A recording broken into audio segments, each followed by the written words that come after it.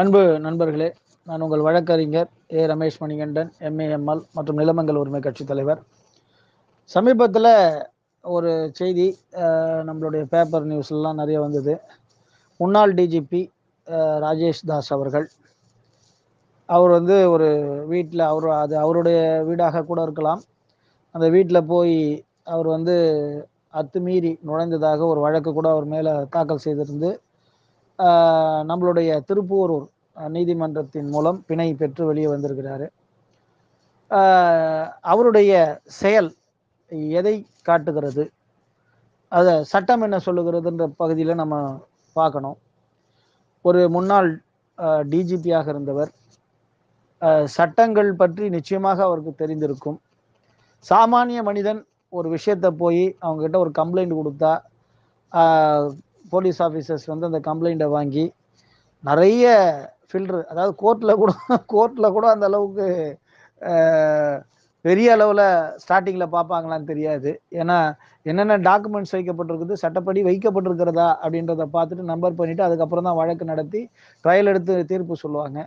ஆனால் நிறைய காவல் நிலையத்தில் அது நான் ஆதாரங்களோடு சொல்லுவேன், ஏன்னா வழக்கறிஞராக இருக்கிறேன்.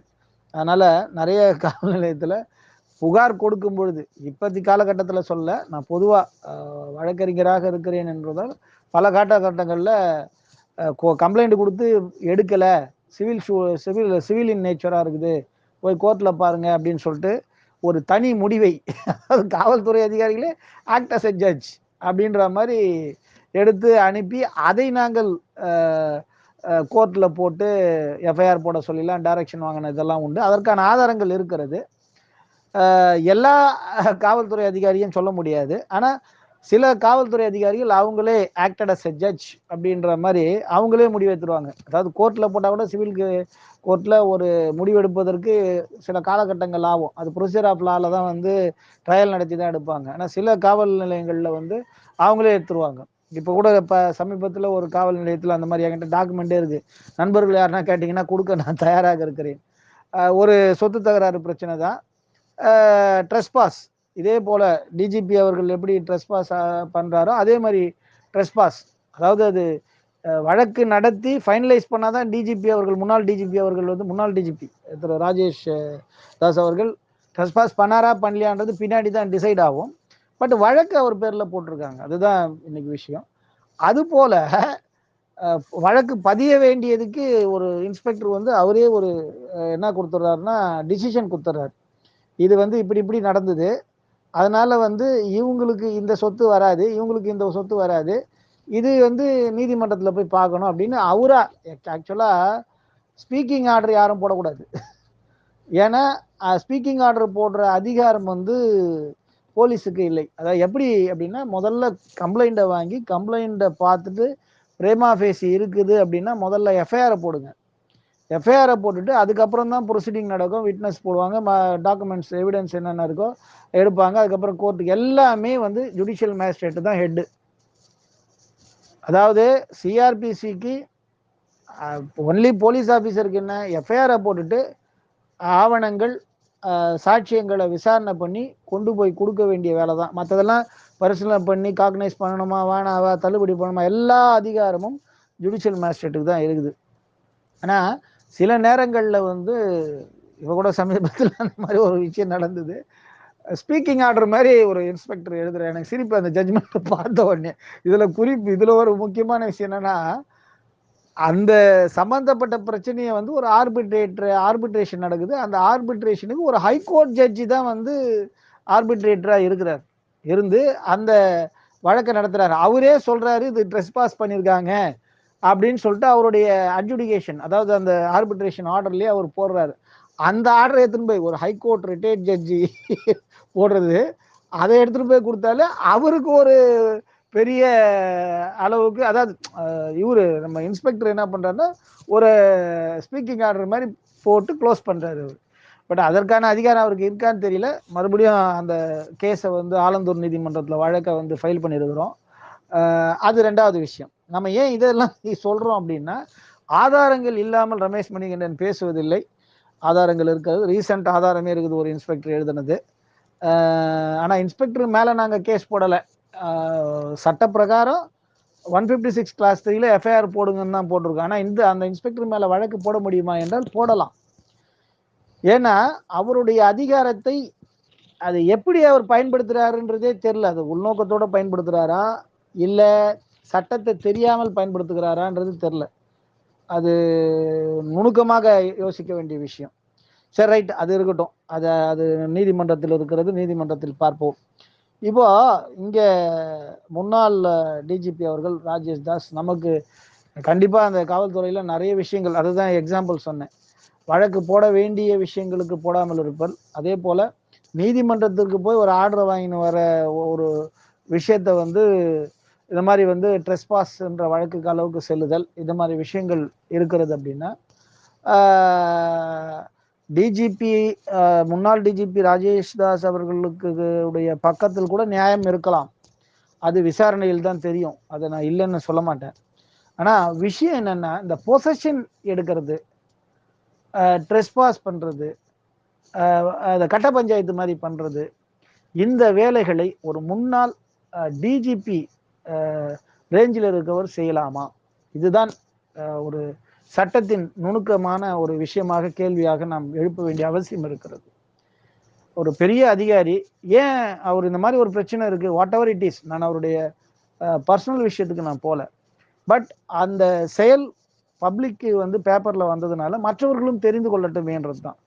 இப்போ நம்ம சாதாரண ஒரு மனிதன் ஒரு கம்ப்ளைண்ட்டை போய் கொடுக்கும்போது, நீங்க போய் கோர்ட்ல போய் ஒரு ஆர்டர் வாங்கிட்டு வாங்கன்னு சொல்லக்கூடிய அந்த துறையில் இருந்தவர், அந்த துறையில ஒரு பெரிய லெவல்ல போஸ்டிங்ல இருந்தவர், அவரே போய் அந்த செயலை செய்கிறார் என்றால் அப்ப சாதாரண மனிதனுடைய நிலை என்ன?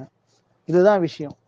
ஏன் அவர் அந்த மாதிரி வந்து ஒரு கோர்ட்டுக்கு போய் ஒரு ஆர்டரை வாங்கிட்டு வந்து ப்ரொசீஜரை அவர் வந்து, சப்போஸ் அவருக்கு உரிமை இருக்கிறது என்றால் ரைட் ராயலா வந்து அதே போலீஸ், இப்போ யார் ஒரு அரெஸ்ட் பண்ணாங்களோ அதே போலீஸ் ஆஃபீஸர்ஸ் வச்சு அவருடைய அவருடைய இடம் என்று நிரூபிக்கப்பட்டால் அவர் போலாம் இல்லையா?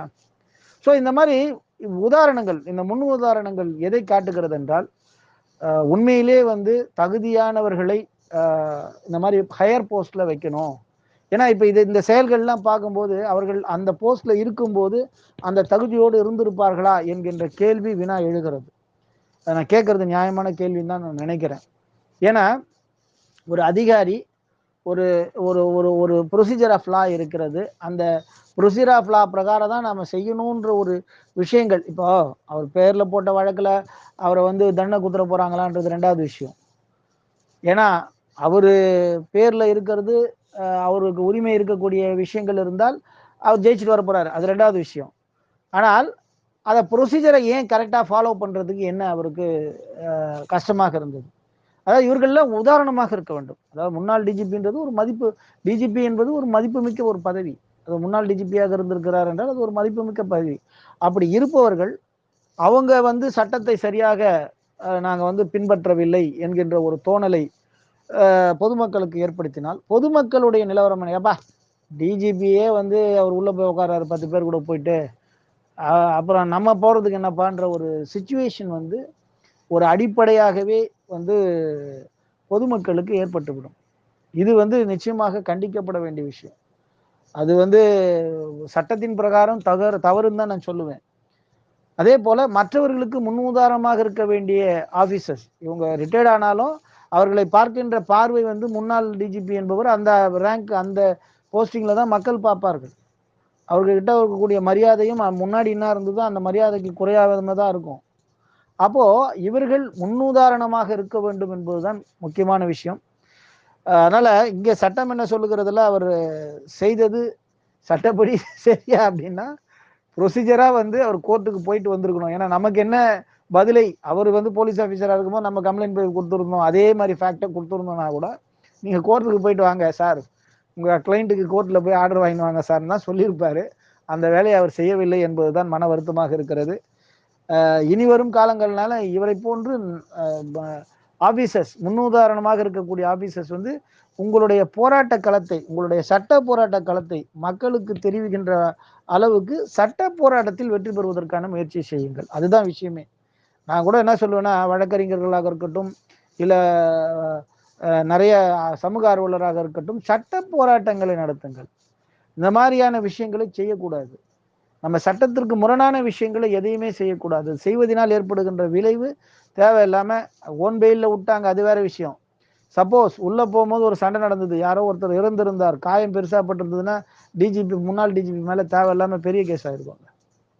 ஸோ அதெல்லாம் தவிர்க்கப்பட வேண்டிய விஷயங்கள். அதுதான் விஷயத்த நான் சொல்றேன். மற்றபடி அவரை எனக்கு நான் பார்த்தது கூட கிடையாது, பேப்பர்ல பார்த்ததை வச்சு தான் நான் சொல்றேன். அதனால சட்டங்களை பின்பற்ற வேண்டும் என்பதுதான் முக்கியமான விஷயம். அதை தான் எல்லாருக்கும் தெரியணும். அதுக்காகத்தான் இந்த பதிவு. சட்டங்கள் சட்டங்களை நீங்கள் பின்பற்றினால் பிரச்சனைகள் குறைந்துவிடும். சட்டங்களை பின்பற்றினால் கொஞ்சம் நேரம் ஆகும், ஆனால் ஜெயிச்சிடலாம். அதுக்கு பல உதாரணங்களை சொல்லுவேன். நானே அதற்கு உதாரணங்கள். எனக்கு கூட நிறைய சட்ட தலைவலிகள்லாம் நிறைய கொடுத்தவர்கள்லாம் உண்டு. அதெல்லாம் எடுத்து அவங்கள மொத்தமாக சாப்பிட்ருவேன். எப்படி சாப்பிட்ருவேன்னா, சட்டத்தின்படி தான். சட்டத்தின்படி என்னென்ன செய்யணுமோ அந்த வேலைகளை செய்து சட்டத்தின்படி ஜெயிச்சிருவேன். ஸோ சட்டத்தின்படி நீங்கள் போவது நிச்சயமாக எல்லாமே வெற்றியை தரும் என்பதை புரிந்து கொள்ளணும். அதே மாதிரி சட்டத்திற்கு புறம்பாக எந்த செயலையும் செய்ய மாட்டேன் என்கின்ற யோசனையும் ஒரு உறுதியையும் நீங்கள் எப்பயுமே வச்சுக்கணும்.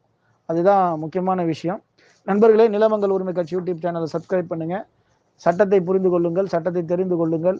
மற்றவர்களுக்கும் உங்கள் நண்பர்களுக்கும் இந்த ஆடியோக்கெல்லாம் உங்களுக்கு பிடிச்சிருந்ததுன்னா அவங்களுக்கு அனுப்புங்க. அவர்களுடைய குரூப் எதனா இருந்தால் கூட அந்த குரூப்பில் கூட என்னுடைய நம்பரை சேர்த்து விட சொல்லுங்கள். என்னுடைய நம்பர் 9841786197. மீண்டும் சட்டம் என சொல்லுகிறத சந்திக்கலாம். நன்றி நண்பர்களே, வணக்கம்.